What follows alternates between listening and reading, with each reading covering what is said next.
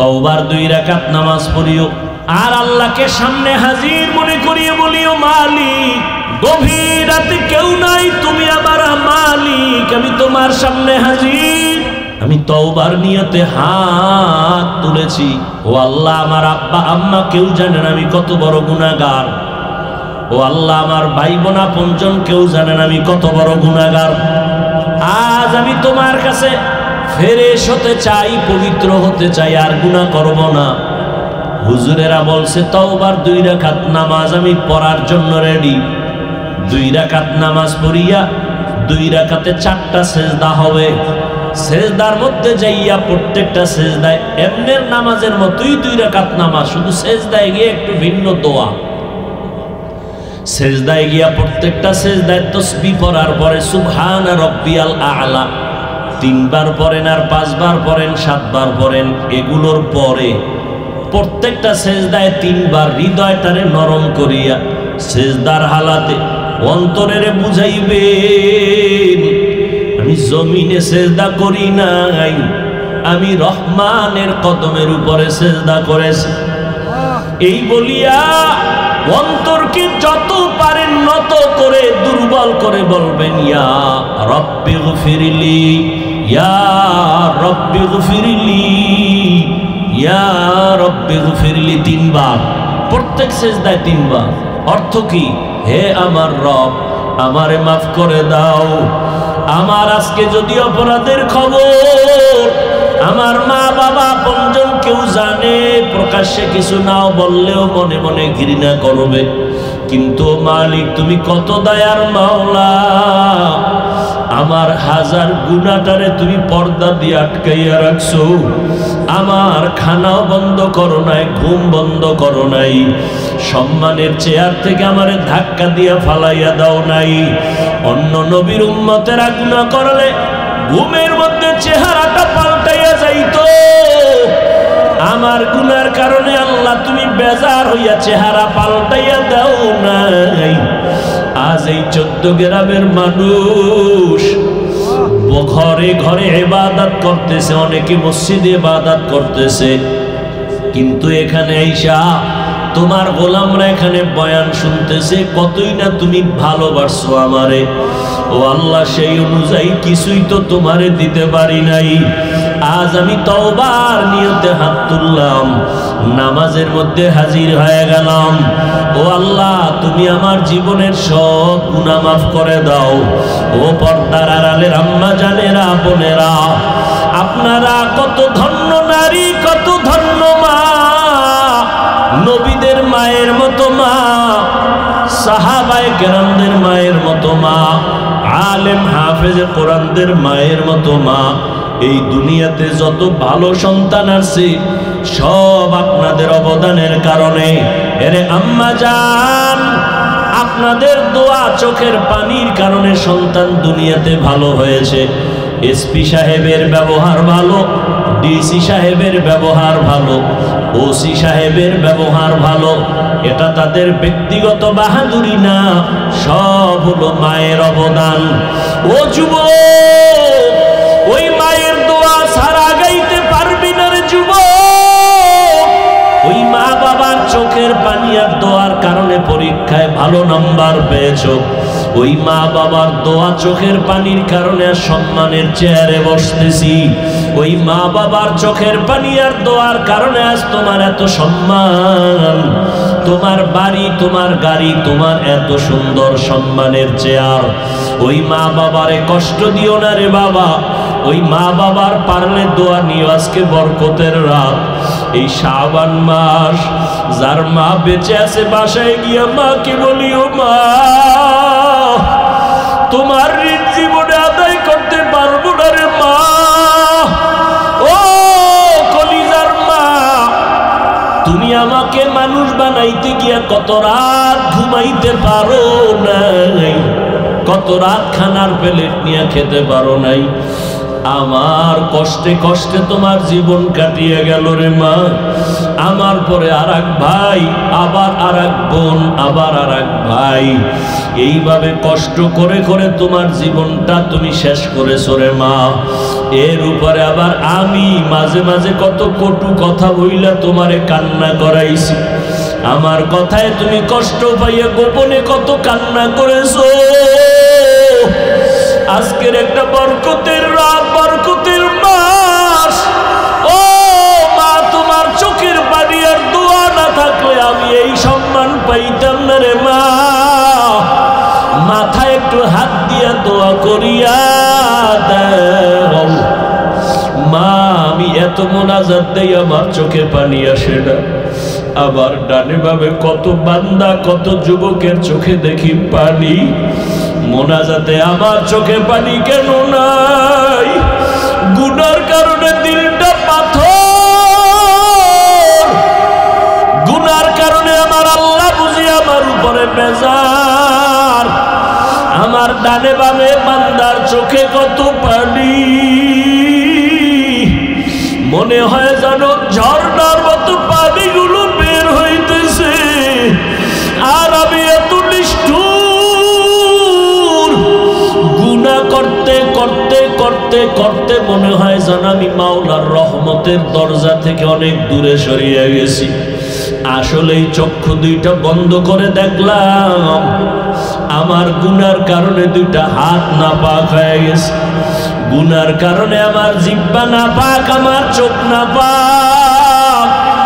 আমার গুনার খবর দুনিয়াতে আমার কেউ জানে না। ও আল্লাহ, আজ আমি তোমার দরবারে হাজির হয়ে গেছি। ও যুবক বাবারা, মায়ের কাছে যাই একটু দোয়া নিও। বাবার থেকে দোয়া নেও। মা বাবাই যদি দোয়া করে আর সে আজিমে যাইতে মাঝখানে কোনো পর্দা থাকবে না রে বাবা। যার মা দুনিয়ায় নাই, পারলে একটু কবরের কিনারায় দাঁড়াইও। ওরে তোমার মা যদি থাকতো, তোমার কপাল কতই না ভালো হইতো। আজকে মা বাবারে সাদা কাপড়ে প্যাকেট বানাইয়া কবরে রাখছো রে সন্তান। ওই মা বাবার জন্য কি একটু দিলে তোমার মায়া আসে না রে বাবা? ওই মা বাবা আজকে অনেকে বাসায় গিয়া মা বলিয়া ডাকবে, তোমার কলবে অন্তরে কি একটু ভয় লাগবে না? ওই মা বাবারে কবরে রাইখা জানি না এখানে কারা শুইয়াতি। আমার মায়ার নবীও বড় এতিম। দুনিয়াতে এসে একবার আব্বা বলে ডাক দিতে পারেন নাই আমার নবী। 6 বছরে বাহারাইয়া নবী কাঁদেন। 8 বছরে দাদাকেও হারাইয়া নবী কাঁদেন। দাদার পাশে ঘুমায়, এরপরে দাদা 8 বছরে চলে গেল। চাচা আবু তালেবের পাশে নবী ঘুমায়। ঘুমের মধ্যে মাঝে মাঝে কাঁদে, আমার আম্মু কই, আমার আম্মু। দুনিয়াতে বাবার আদর পাইলাম না, মায়ের আদর পাইলাম না। ও মায়ার নবীর উম্মতেরা, কেন ভুলিয়া গেছো? ওই মায়ার নবীর জন্য কি মায়া নাই? ওরে ময়দানে বইয়া একটু চোখের পানি ছাড়ো। যদি কান্না না আসে তোমার, ডানে বামে দেখো কার চোখে পানি বের হয়ে গেল। হাতটা বাড়াই একটু দোয়া চাও। খোদার কসম, কান্না ওলার দোয়া খালি ফেরত যাবে। ও আল্লাহর বান্দারা, যাদের চোখে পানি, আমিও আপনাদের কাছে দোয়া চাই। এই ময়দানে বোধহয় আমার মতো হতভাগা কেউ নাই, আমার মতো গুনাহগার কেউ নাই। এই চেয়ারে বসিয়া বয়ান করার আমার ইলম নাই, কিছুই নাই রে বাবা। আপনাদের কাছে একটু দোয়া চাই, কান্নাওয়ালা ভাইরে একটু দোয়া করিয়েন। আমাদের কপাল বুঝি খারাপ, গুনার কারণে আল্লাহ বুঝি বেজার, চোখে পানি নেই। ও দুনিয়ার মানুষ, সমস্ত নবীরা কান্না করে করে কবরে গেলেন, সমস্ত সাহাবায়ে কেরাম কান্না করে করে কবরে গেলেন। ও আল্লাহর গোলাম, ও যুবক, দুনিয়ার ঘরে আগুন লাগলে পানি ছাড়া ঠান্ডা করা যায় না। গুনার কারণে জাহান্নামের আগুনও যদি থাকে পানি ছাড়া ঠান্ডা হবে না। তবে দুনিয়ার আগুন বৃষ্টির পানিতেও ঠান্ডা করা যায়, নদীর পানি পুকুরের পানি দিয়েও ঠান্ডা করা যায়। আর গুনার কারণে যে জাহান্নামের আগুন, ওই জাহান্নামের আগুন দুনিয়ার কোনো পানিতে ঠান্ডা হবে না। ওই জাহান্নামের আগুন ঠান্ডা করার একমাত্র পানি হলো চোখের পানি। ওরে আল্লাহর বান্দারা, দুইটা চক্ষু বন্ধ করে একটু কান্না করো।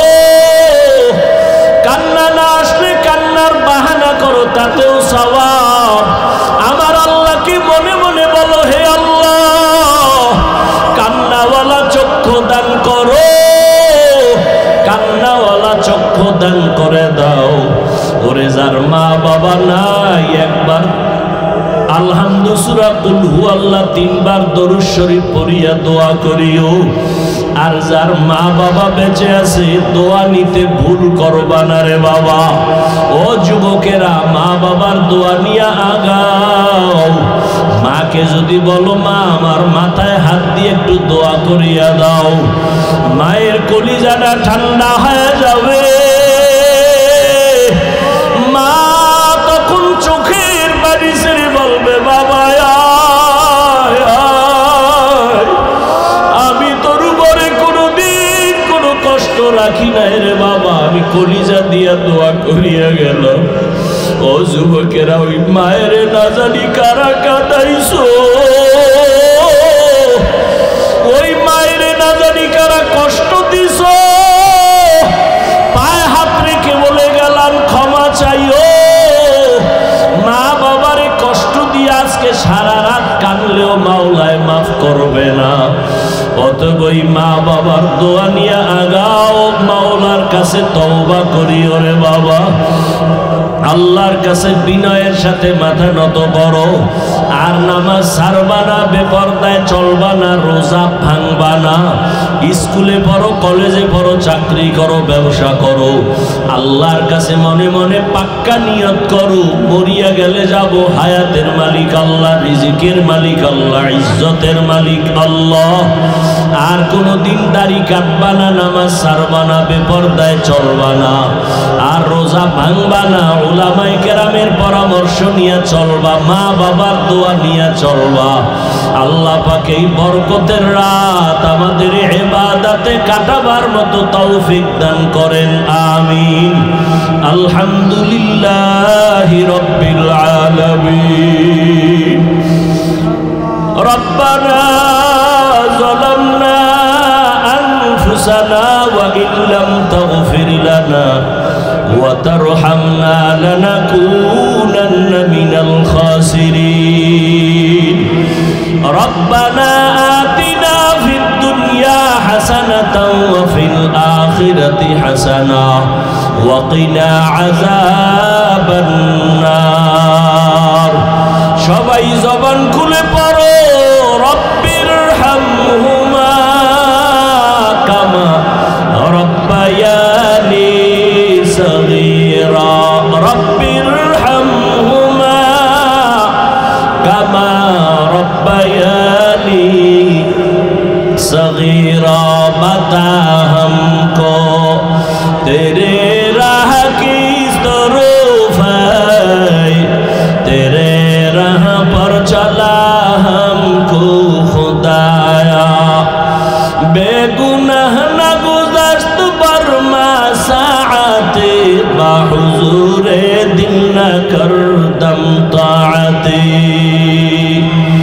अल्लाहुम्मा इन्नका अफ़ुव्वुन करीम তুহিব্বুল আফওয়া ফা'ফু আন্না আল্লাহুম্মা ইন্না নাসআলুকা রিযাকা ওয়াল জান্নাহ ওয়া নাউযু বিকা মিন সাখাতিকা ওয়ান নার।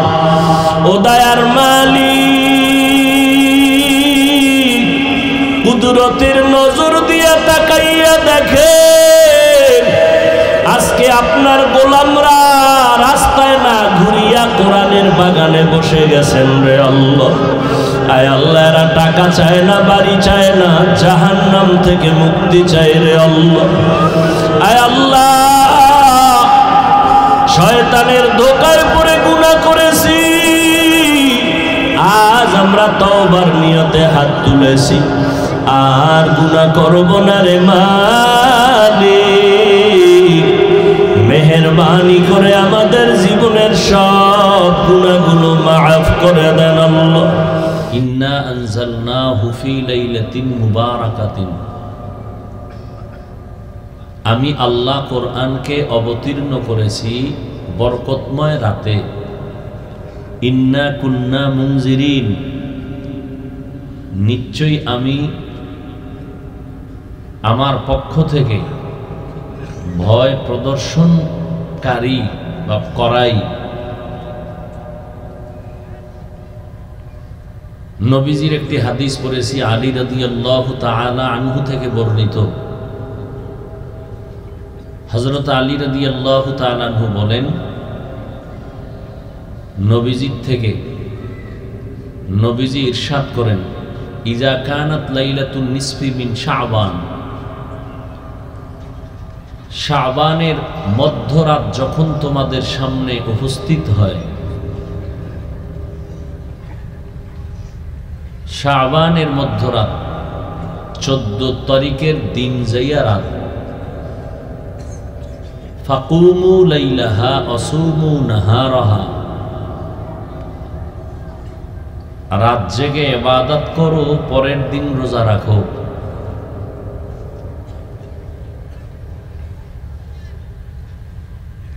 এ হলো আয়াত ও হাদিসের তরজমা। এই শাবানের মধ্যরাত হাদিসের ভাষায় লাইলাতুল নিসফি মিন শাবান,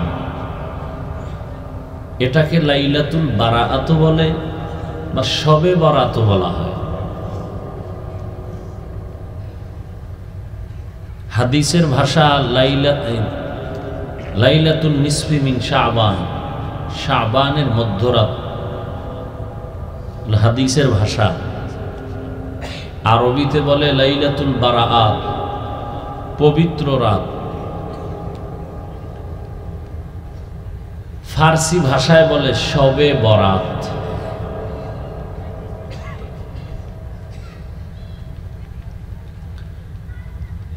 এখন তো জাতির সব সচেতন, মানুষ সব সজাগ, কেউ কারো চোখে আঙুল দিয়া চোখ বন্ধ করে কিছু করার কোনো সুযোগ নেই। না দুনিয়ার লাইনে কোনো অপরাধ করে পার পাওয়া যাচ্ছে, না আখেরাতের লাইনে, ধর্মীয় লাইনে কোনো উল্টাপাল্টা করে পার পাওয়া যাচ্ছে। সে দুনিয়াতেই ধরা খেয়ে যাচ্ছে, পরকালের ফিডা তো আছেই। একটা মজার ঘটনা শুনলাম কালকে, মানে দুনিয়ার লাইনে। অনেকে যারা ফেসবুক শরীফের গোলাম, এরা অনেকে হয়তো জানেন, ভুলে গেছেন। আমি পিসের ঘটনা আমি নতুন করে শোনাচ্ছি।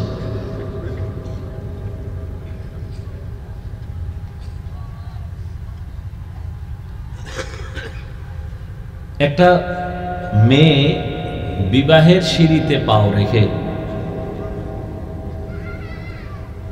ভিন্ন এক যুবকের সাথে তার সম্পর্ক। খুব খেয়াল করেন, স্বামী তো আছেই, স্বামী খুব ভদ্র নম্র,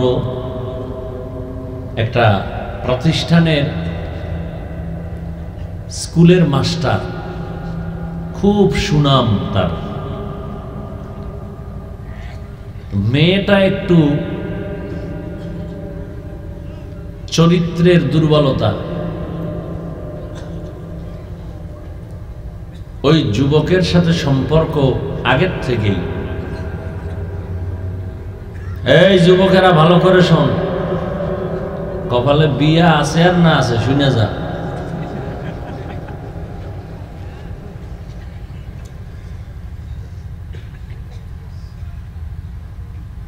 দুইজনে মিলে সিদ্ধান্ত নিল,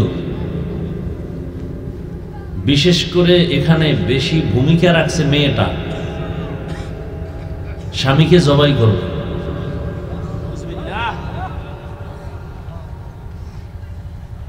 তারপরে দুইজনে আনন্দে জীবন যাপন করবে, প্রতিবন্ধকতা থাকবে না।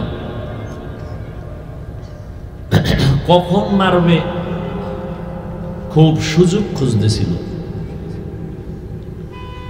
সুযোগ পাইল রমাজানের ঈদের আগ মুহূর্তে, না জানি কোরবানির ঈদ, যুগটা ছিল করোনা।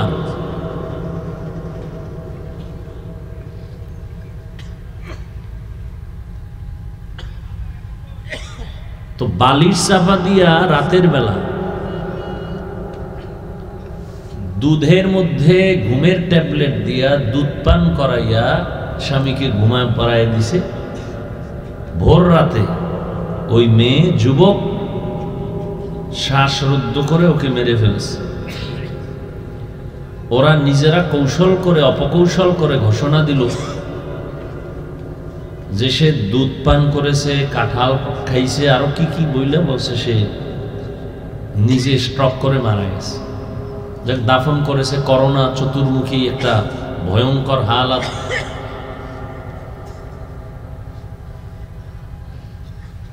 এই ঘটনা ঘটেছে, সব বিশ্বাস করেছে, মেয়ের পক্ষ, স্বামীর পক্ষ, সবাই বিশ্বাস করছে না এটা হইতে পারে।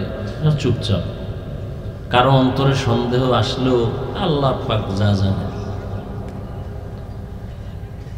9 মাস পরে ঘটনার মোড় নিল ভিন্ন দিক। কয় মাস পর? পাপ ছাড়ে না। এই যুবক, তার যে একটা বাটন মোবাইল, এই মেয়ের সাথে যে কথা বলছে সব মোবাইলে মেমোরিতে রেকর্ড করেছে, যুবক রেকর্ড করেছে, তা মেয়ে জানে না। ছেলে ভয় পাইছে, কোনো প্যাসে পড়লে এটা দলিল হিসাবে ব্যবহার করবে। আল্লাহর কুদরতে মোবাইল একদিন হারায় গেছে।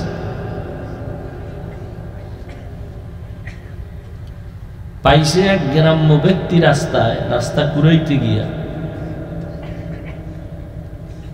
তো একদিন রাখছে, কেউ আর ফোন টোন দেয় না, ও ডয়ারে ফালায় রাখছে, চার্জ নাই, বন্ধ হয়ে গেছে। 8 মাস এইভাবে বন্ধ অবস্থায় ড্রয়ারে ছিল। 8 মাস পরে যে মোবাইলটা পাইছে, তার বউ গেছে শ্বশুর বাড়ি, তার মেয়ের বাবার বাড়ি। তো সে হঠাৎ করে কোনো এক কাজে ডয়ার খুঁজতেছে, দেখে ওই মোবাইলটা এতদিন মনেও ছিল না। মোবাইলটা পাইয়ে একা একা খুলছে, চার্জে দিছে, ওপেন করছে, কল আসছে। কল আসার পরে, এই মোবাইল কোথায়, আপনি কোথায় আছেন, বাড়ি কই, সব। পরে বলে, আপনি কে? বলে, আমি এই মোবাইলের মালিক। বলে, তাই নাকি? বলে, হ্যাঁ। তো মোবাইলের মালিক হলে মোবাইল নিয়ে যান, একটা প্রমাণ দিয়া, অত দামি মোবাইল না, নিয়ে যান। আপনি মোবাইলটা নিয়ে একটু সামনে আসেন, আমি আপনাকে আলাদা হাদিয়া দেব, আমি ওখানে যাব না। এই লোকটাকে, মোবাইল যদি আপনারই হয় তো নেতে সমস্যা কি? সন্দেহ। আবার ফোন দিয়ে বলতেছে, মোবাইলটা ওই দোকানের রাস্তার পাশে ফালায় যান, আমি আপনাকে 5000 টাকা দিয়ে দেব। এই লোকটার সন্দেহ আরো বাড়ছে। বাড়ার পরে এই মোবাইল ওপেন করে এবার খুঁজতেছে, দেখি ভিতরে কি। তো মেমোরির মধ্যে কিছু গান, আর এই ভয়েস ওই যে রেকর্ড করে রাখছে এগুলো বাজতেছে, মেয়ের সাথে কথা বলতেছে, ওর স্বামীকে যে মারবে সেই কথা চলতেছে। ঘটনা কি আল্লাহর কুদরত, যেই যুবক ওই মেয়ের সাথে সম্পর্ক, ওর নাম যা, এই মোবাইল যে পাইছে তার নামও তা। আমি নাম কইলাম কোন পেছে আবার আমি বলি। এখনো বয়সটা শুনে, ওর নাম শুনে তখন ভয় পেয়ে গেছে। আমি তো এগুলো কিছুই জানি না, আমার নাম কয়, খুব ভয়। ও মোবাইলের ব্যাটারি টেটারি খুইলা মোবাইলটার আবার ডয়ারে চলে গেছে। আমি ঘটনা শুনে একা একা আসলাম অনেকক্ষণ।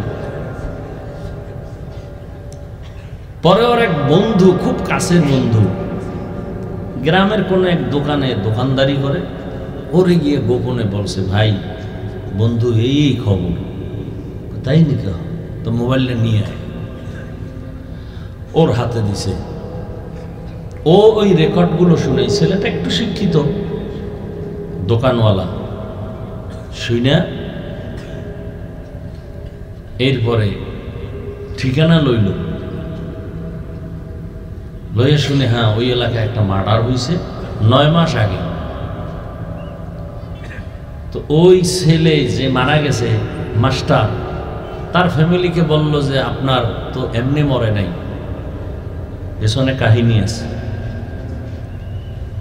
না কোনো কাহিনী নেই, আর বিচার আল্লাহর কাছে দিয়ে রাখছি, বাধ্য এ নিয়ে আর আমরা মাথা ঘামাইতে চাইনি। ছেলে বলে এটা কেমন কথা? এ করলো কি, সাংবাদিকের শরণাপন্ন হলো, সাংবাদিককে মোবাইল দিল, সাংবাদিক এই রেকর্ড শুনে চলে গেল থানায়। থানায় গিয়া এগুলো সব ট্যাকিং করে বের করলো, রেকর্ডগুলো সব পাইয়া এইবার মেয়ে ছেলে দুটোটাকে গ্রেফতার করেছে। ঘটনা কিন্তু করোনার শুরু যখন, তখন 9 মাস পর। আপনি চিন্তা করবেন, আমি এটা বুঝাইতে চাই যে একটু চিন্তা করেন তো, ফিনিশ ঘটনা, কোনো খবর নাই, সবাই যার যার অবস্থানে আছে। কেমনে মোবাইল হারাইলো, রাস্তায় কুড়াইয়া কে পাইলো, এভাবে ঘুরতে ঘুরতে ঘুরতে ঘুরতে অপরাধী পার পাইল না, ধরা পড়েই গেল।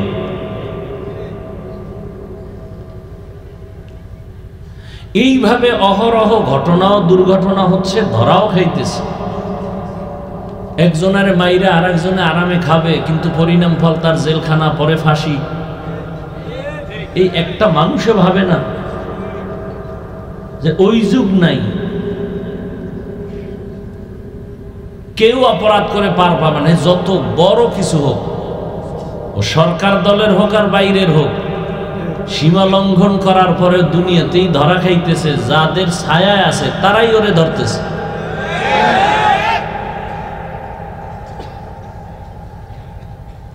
নারায়ণগঞ্জের 7 মার্ডার তো বহুল আলোচিত, সমালোচিত, পার পায় না তো কেউ। এটার কারণ কি জানেন? রসুলের একটি হাদিস আছে, নবীজি বলেন, ইসনানি ওয়াজ্জিলুহুমাল্লাহু ফিদ দুনিয়া আল বাগয়ু ওয়া উকুল ওয়ালিদাইন। দুইটা অপরাধ আছে, এই দুইটা অপরাধ এমন যা দুনিয়াতে করলেই শাস্তি শুরু হবে মরার আগেই। এক অপরাধের নাম জুলুম, আর এক অপরাধের নাম মা বাবার সাথে বেয়াদবি। জুলুম 3 প্রকার: আল্লাহর সাথে জুলুম, নিজের সাথে জুলুম, অন্যান্য মাখলুকতের সাথে জুলুম। এই জুলুম করলেই শাস্তি মরার আগে শুরু হয়ে যায়, সীমা লঙ্ঘন করলেই শুরু, আর বাঁচার উপায় নেই।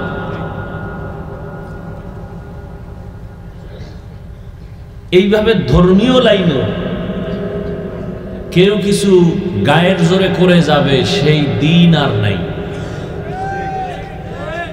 এখন সবাই সচেতন, কোরআন হাদিসের সঠিক দলিল আমাদের সামনে পেশ করতে হবে। এগুলো না শুনে শুধু মোহাব্বত করা, এটাকে বলে অন্ধ ভক্ত। অন্ধ ভক্ত হওয়া ঠিক না। চোখ কান খোলা রেখে ভক্ত হতে হবে। অনেকে বলে এত বড় হুজুর, সে কি ভুল করতে পারে? আমি বলি এত বড় হুজুর, শয়তান কি তাকে ধোঁকা দিতে পারে? পারে। তাহলে হুজুরে ভুল করতেও পারে। সোজা হিসাব, কোনো প্যাচ নেই, হিসাব সোজা। তার মানে যে তার বিরুদ্ধে যাব না, সচেতনতার সাথে মোহব্বত করব, অন্ধের মতো না।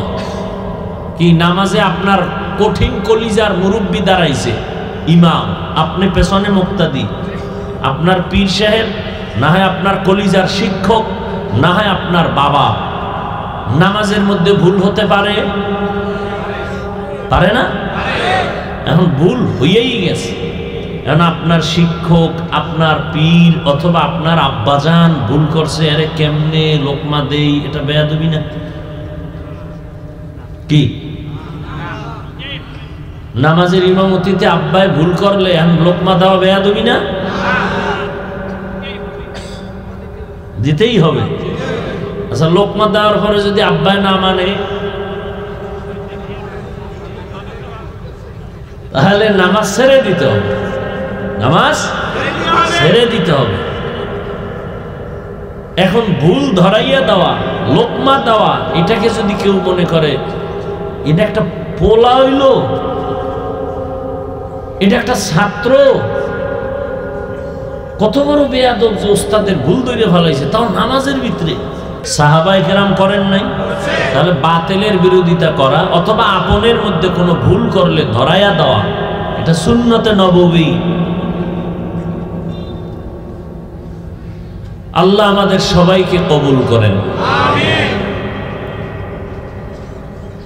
তো যে সূরা দুখানের আয়াত, ইন্না আনজালনাহু ফি লাইলাতিন মুবারাকাহ, আল্লাহ বলেন আমি কোরআন অবতীর্ণ করলাম বরকতের রাতে।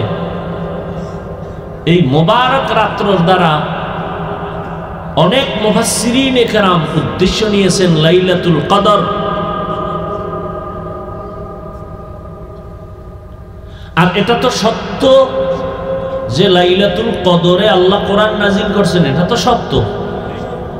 তাহলে এখানে লাইলাতুল মুবারাকাতুন দ্বারাও লাইলাতুল কদর উদ্দেশ্য,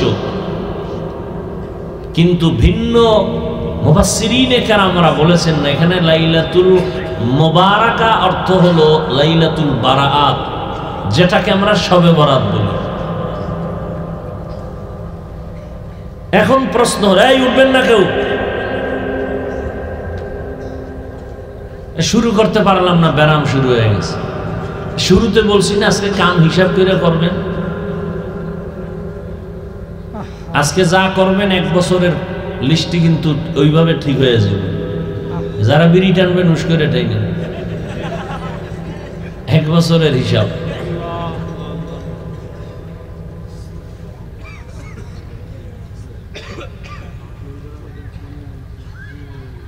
খুব খেয়াল করেন, এখান থেকে এই কথাগুলো ভালো করে খেয়াল করেন। তাহলে লাইলাতুল মুবারাকার দ্বারা উদ্দেশ্য শবে বরাত, লাইলাতুল নিসফি মিন শাবান। এখন কথা হলো, আল্লাহ কয় আমি কোরআন নাজিল করছি মুবারক রাত্রে, তো এটা তো স্পষ্ট কদরের রাত, তাহলে শবে বরাত হবে কেন? এটা তো মেনে নেওয়া যেতে পারে না। আর লাইলাতুল কদরে কোরআন অবতীর্ণ হয়েছে, এটা তো স্পষ্ট কোরআনের আয়াত, সূরা কদর। তাহলে এখানেও লাইলাতুল মুবারাকা মানে কদরের রাত, তার কোনো ভেজাল নাই। কিন্তু যদি বলা হয় এখানে লাইলাতুল মুবারাকাতুন অর্থ হলো লাইলাতুল বরাত, শবে বরাত, তাহলে প্রশ্ন, কোরআন নাজিল হইল কদরে, এটা বাস্তব, তাহলে বরাতেও নাজিল হইল, তার মানে কি? প্রশ্ন হয় না? বরাতেও নাজিল হইল, তার মানে এখন যারা বলছেন কোরআন নাজিল হইছে মুবারক রাত্র মানে লাইলাতুল বরাতে, তারা একটা জবাব দিছেন। কি জবাব?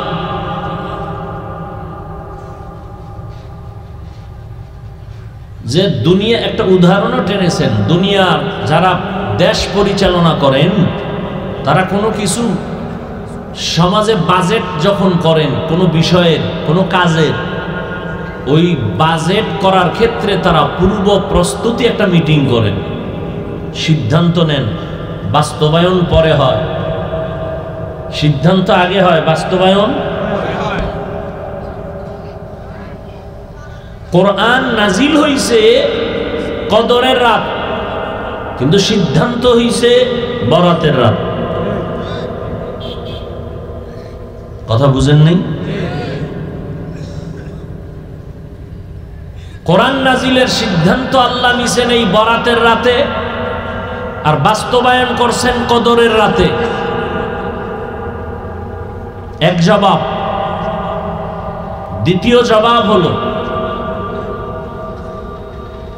আল্লাহ পাক রব্বুল আলামিন আসমান আরশে আজিম থেকে কোরআন নিয়ে আসছেন প্রথম আসমানে বরাতের রাতে, আর ওখান থেকে নাজিল শুরু হয়েছে কদরের রাতে জমিনে। কোরআন দুইবার নাজিল হয়েছে, মানে দুই স্টেপে নাজিল হয়েছে। এই নাজিল হওয়ার ক্ষেত্রে কোরআনে দুইটা শব্দ আছে। কয়টা শব্দ? একটা হলো আনজালনা আর একটা হলো নাজ্জালনা। আনজালনা মানে একবারে অবতীর্ণ করা, নাজ্জালনা মানে বারবার অবতীর্ণ করা। আল্লাহ কোরআন অবতীর্ণ করছেন বারবার, না একবার, বারবার। তাহলে বারবার যদি হয় তো আনজালনা মানে একবার, একবারের তরজমা কি হবে? আর একবারেই যদি কোরআন নাজিল হয় তো নাজ্জালনার অর্থ কি হবে? কারণ কোরআন নাজিলের ক্ষেত্রে দুটোটা শব্দ আছে। ইন্না আনজালনাহু ফি লাইলাতিল কদর ওয়া মা আদরাকা মা লাইলাতুল কদর লাইলাতুল কদরি খায়রুম মিন আলফি শাহর। তা আনজালনা মানে একবার নাজিল করা, অবতীর্ণ করা। আবার বারবার হলো নাজ্জালনা। আল্লাহ সূরা বানী ইসরাঈলে বলেন وَنُنَزِّلُ مِنَ الْقُرْآنِ مَا هُوَ شِفَاءٌ وَرَحْمَةٌ لِّلْمُؤْمِنِينَ وَلَا يَزِيدُ الظَّالِمِينَ إِلَّا خَسَارًا وَنُنَزِّلُ مِنَ الْقُرْآنِ আমি কোরআন থেকে বারবার অবতীর্ণ করেছি। নাজ্জালনা মানে বারবার অবতীর্ণ করা, আনজালনা মানে একবার অবতীর্ণ করা। একবার যদি সত্য হয় তো নাজ্জালনার অর্থ কেমনে হবে? আর নাজ্জালনাই যদি সত্য হয় তো আনজালনার অর্থ কি হবে? মুফাসসিরিনে কেরাম বলেন দোনোটাই সত্য। আপনি মিথ্যা বলার উপায় আছে না। এবার তদবিক দিতে হবে, সামঞ্জস্য করতে হবে, দোনোটাকে মিলাইতে হবে, দুইটা দ্বিমুখী অর্থ। মুফাসসিরিনে কেরাম বলেন ইন্না আনজালনাহু ফি লাইলাতিল কদর। আনজালনা একবারে আল্লাহ কোরআন অবতীর্ণ করেছেন আরশে আজিম থেকে প্রথম আসমানে আল্লাহ পাক পুরা কোরআন একবারে নাজিল করেছেন। আনজালনা, নাজ্জালনা মানে বারবার। আল্লাহ পাক প্রথম আসমান থেকে জমিনে আমার নবীর কাছে কোরআন অবতীর্ণ করেছেন বারবার, 23 বছর লাগাইয়া। এই জন্য বলা হলো নাজ্জালনা ওয়া নুনাজ্জিলু মিনাল কুরআন মা হুয়া শিফাউন ওয়া রাহমাতুল লিল মুমিনিন।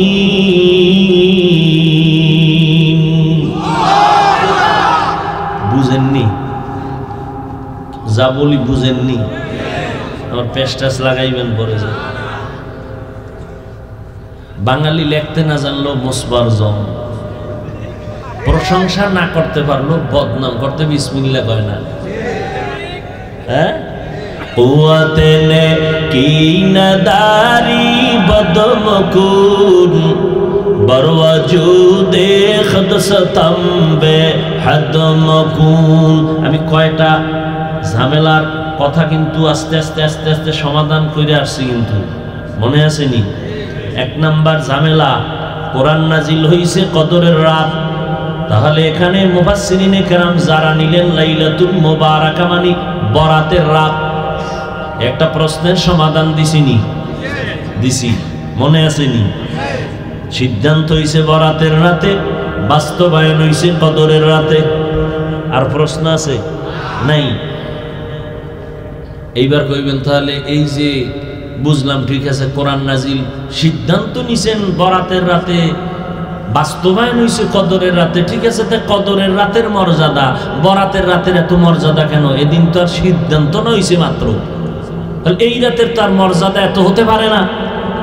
এবার আসেন মর্যাদার বিষয়, রাসূলের হাদিস টানেন। عن علي رضي الله تعالى عنه عن النبي صلى الله عليه وآله وسلم إذا كانت ليلة النصف من شعبان فقوموا ليلها وصوموا نهارها। আলী রাদিয়াল্লাহু তাআলা আনহু বলেন, আলীকে জানেননি? প্রথম অবস্থায় নবীর চাচাতো ভাই, পরবর্তীতে রাসূলের সাহাবী, এরপরের স্টেপে রাসূলের দেখছেননি? নবী বলেন, আমার সাহাবীর দাম কত? আসহাবী কান্নুজুম, আমার এক একজন সাহাবী আকাশের নক্ষত্রের মতো সমতুল্য। সুবহানাল্লাহ তো বলছেন। যদি জিজ্ঞেস কি বুঝছেন, কি বুঝি না, এটাও বুঝি না। এলমেরা এজাজু করদন বেহিসাব, খলকেরা দাদন জওয়াবে বাসওয়াব। এক একটা সাহাবী এক একটা নক্ষত্রের সমতুল্য। আরবের মানুষগুলো যেই চরিত্রের, আমার আল্লাহ ওই চরিত্রের সামঞ্জস্যতার মোকাবেলায় জবাব হিসাবে আল্লাহ নবী পাঠান, নবীকে দ্বীন দান করেন। যেই যুগের মানুষ যেই অভ্যস্ত যেই চরিত্রের, ওই চরিত্রের মোকাবেলা করার জন্য ওই পরিমাণ অস্ত্র, ওই পরিমাণ বুদ্ধি, হিকমত দিয়ে আল্লাহ নবী পাঠান। রহমতের নবী আসছেন, এরা পাখি উড়ায়, পাখি পাখি উড়তে গিয়া যদি ডানে যায় মনে করে কল্যাণ, বামে গেলে মনে করে অকল্যাণ। আকাশের তারকা দেখে দেখে ভাগ্য গণনা করে, আকাশের নক্ষত্র দেখে দেখে কপাল খুলে দেয়। নক্ষত্র ঠিক লাইনে আছে তো আমার কপাল ঠিক। নবীজি বলেন, আমার সাহাবী এক একটা নক্ষত্র। ও মুমিন, তোমার কপাল যদি ঠিক করতে চাও, সাহাবীর আদর্শ তুমি মানবা। ঠিক যদি মানো, তোমার জীবনটাও ঠিক। আল্লাহর কোরআন আপনি মানবেন কিনা সেটা আপনার ব্যাপার। সাহাবাদের দাম কত? পুরা কিয়ামত পর্যন্ত আনেওয়ালা উম্মতের তারা আদর্শ। আমিনু কামা আমানান নাস। আপনার ইমান ভালো না খারাপ, একুরেট না ভেজাল, এটার স্কেল হলো সাহাবাদের ইমান। সাহাবায়ে কেরামের ইমান ভালো করে মনে রাখবেন, ভুলে গেলে লিখে রাখবেন। সমস্ত সাহাবায়ে কেরাম জান্নাতি। সুবহানাল্লাহ না? সমস্ত সাহাবায়ে কেরাম জান্নাতি। কেউ বলতে পারবেন কোন সাহাবী জাহান্নামী? বলেন তো একজন দাঁড়ায় যে অমুক সাহাবী জাহান্নামী। দেখি আপনার সাহসটা কত। এক আওয়াজ, সব সাহাবায়ে কেরাম জান্নাতি। অতএব সাহাবায়ে কেরামদের বিরুদ্ধে যারা লেখবে, যারা বলবে, তারা ভণ্ড। তাদেরকে যারা ভণ্ড বলবে না, তারাও ভণ্ড। আমাদের বঙ্গোপসাগর কুয়াকাটা ইলিশ মাছ ধরতে যায় জেলেরা। একদিন জিগাইলাম, কই যান? কত কাছে, আপনাকে তো দেখা যায় না। 500 হাত পানি যেখানে, ওখানে যাই। ইলিশ মাছ অনেক গভীরে থাকে, ওখানে কোনো নেটওয়ার্ক নাই। ওয়াইফাই নেই, কিচ্ছু নাই। বউ ফলাপ থেকে নিদাবি নিয়ে যায়, বিদায় আসতেও পারি নাও আসতে, লাশও পাবা না। বয়ে বয়ে তো বৈশাখে ইলিশ না কম ছাড়েন না, এরা ধৈর্য যে আছে কত কষ্ট করে।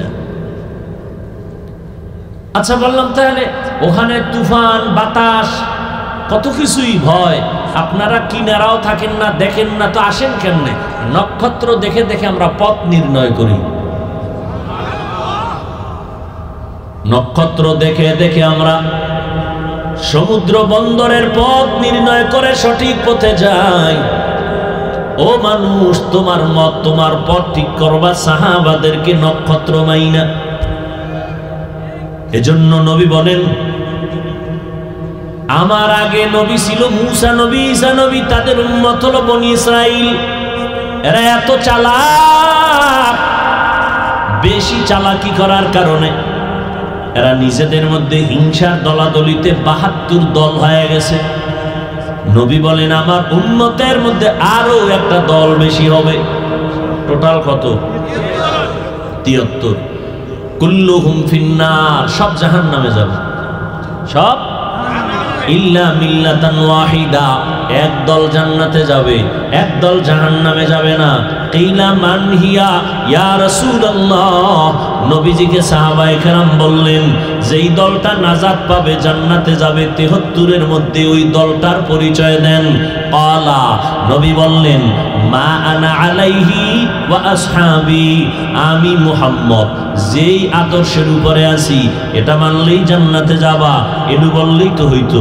নবী এতটুকুই বলেন নাই, নবী বলেন আমি মুহাম্মদ যেই আদর্শের উপরে আছি, আমার সাহাবায়ে কেরাম যে আদর্শের উপরে আছে, এই দোনোটার উপরে যারা জীবনকে পরিচালনা করবে তারা জান্নাতে যাবে। সাহাবায়ে কেরামের মূল্য আছে না নাই? সাহাবায়ে কেরাম সকল মুমিনের ঈমানের স্কেল। আমিনু কামা আমানান নাস।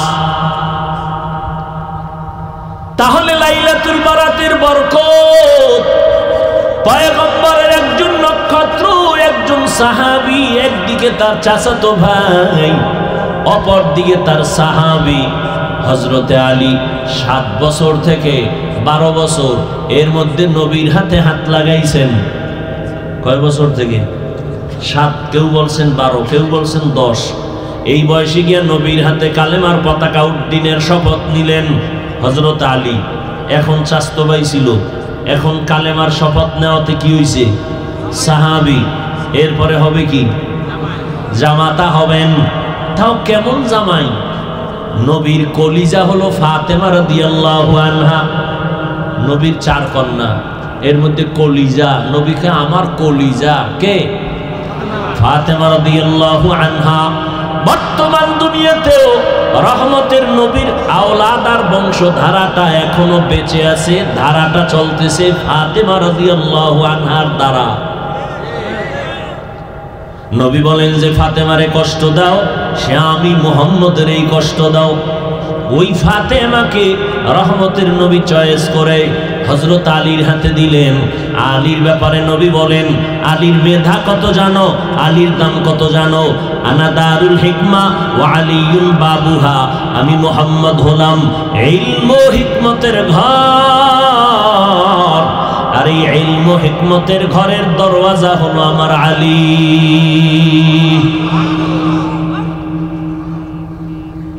খালি আলীর ঘটনা কইলি তো রাত শেষ, কিন্তু আজকে ওয়াজ না, আজকে কোনো ওয়াজ হবে না, শুধু শবে বরাত নিয়ে 2-1টা কথা বললাম, আরো 2-4 মিনিট বলবো, এরপরে একা একা একটু নির্জনে মাওলার সাথে কথা বলবো।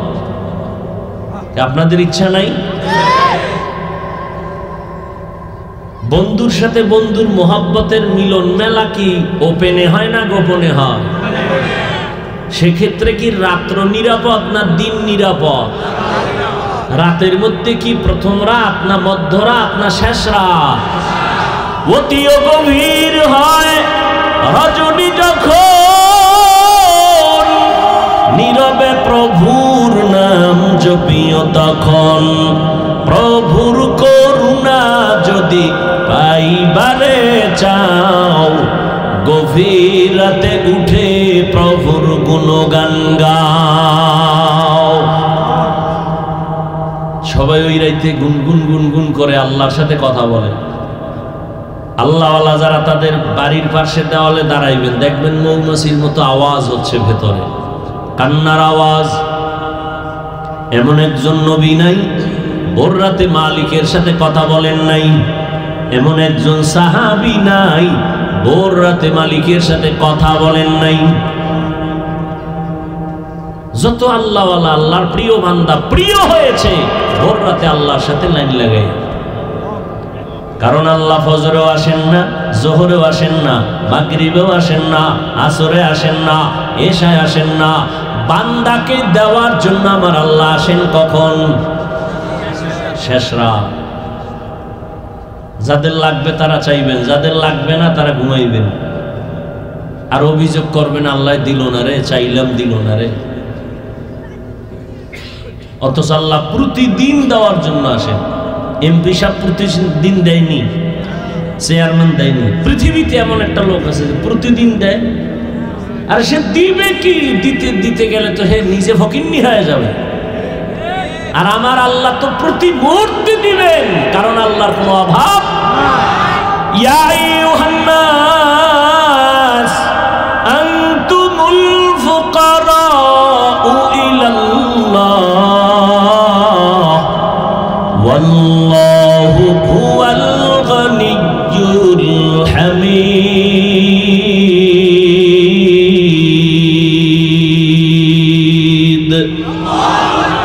আল্লাহ বলেন, ও মানুষ তোরা সব ফকির, আমি আল্লাহ ধনী। শুধু ধনী না, আমি প্রশংসিত ধনী। দুনিয়ার মানুষ ধনী আছে না, বদনাম আছে। আমার আল্লাহ বলেন আমি প্রশংসিত ধনী, আমার কোনো বদনাম। গরতাওয়াকুল মিকুনি হার সবহ শাম میرسانا درست تو از لا مقام جز با حق چی زمخا از این سوجا فضل او عامست در جملہ جہاں إنا أنزلناه في ليلة مباركة إنا كنا منذرين ليلة مباركة উদ্দেশ্য হলো শবে বরাত। শবে বরাতে আল্লাহ কোরআন অবতীর্ণ করেছেন, তার জবাব। কোরআন তো অবশ্যই কদরে নাজিল হইছে, শবে বরাতে আবার হবে কেমনে? জবাব দিয়েছে এই রাতে নাজিলের সিদ্ধান্ত নিয়েছেন, কদরে বাস্তবায়ন করেছেন। মনে আসেনি? দ্বিতীয় কথা হলো কোরআন নাজিলের ক্ষেত্রে দুই শব্দ, আনজালনা নাজ্জালনা। আনজালনা মানে একবারে অবতীর্ণ করা, নাজ্জালনা মানে বারবার অবতীর্ণ করা।